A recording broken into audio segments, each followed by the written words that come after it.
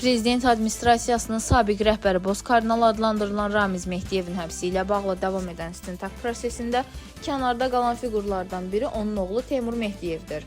Bölgə TV bildirir ki, atası dövlətə xəyanət, çirkli pulların yuyulması, dövlət quruluşunu dəyişdirmək cəhdi kimi maddələrlə istintaqa cəlb olunduğu bir dönəmdə Teymur Mehdiyev hələ də vəzifə başında qalması mühüm suallar yaradır.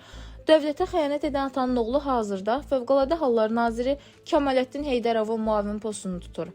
Ən təcrübəsi budur ki, Kəmaləddin Heydarov dövlətə xəyanət edən atanın oğlunu bütün gücü ilə qoruyur.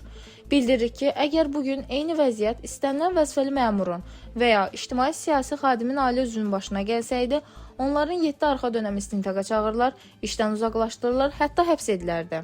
Amma görünən budur ki, dövlətə xəyanət edən atanın oğlu Teymur Mehdiyev üçün başqa qaydalar işləyir.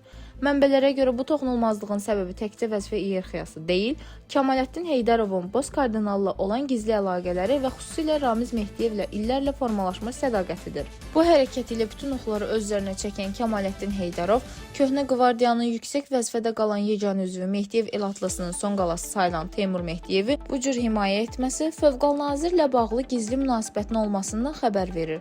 Qeyd edək ki, dövlətə xəyanət edən atanın oğlu Teymur Mehdiyev qısa müddət ərzində Azərbaycanda demək olar ki, bütün əsas strukturlarda çalışıb. O 2014-cü ildə Fövqəladə Hallar Nazirinin müavini təyin olunub və ona general-mayor rütbəsi verilib. 2018-ci ildə isə vətənə xidmətə görə ordeni ilə təltif edilib. Yeri gəlmişkən Mehdiyevə salam verən deputatlar, sabiq vəzifəlilər onunla birgə media və istintaq hədəfinə düşdüyü halda general-mayor oğlunun onu himayə edən Kəmaləddin Heydarovun hər şeydən kənarda qalması həqiqətən də təəccüb doğurur.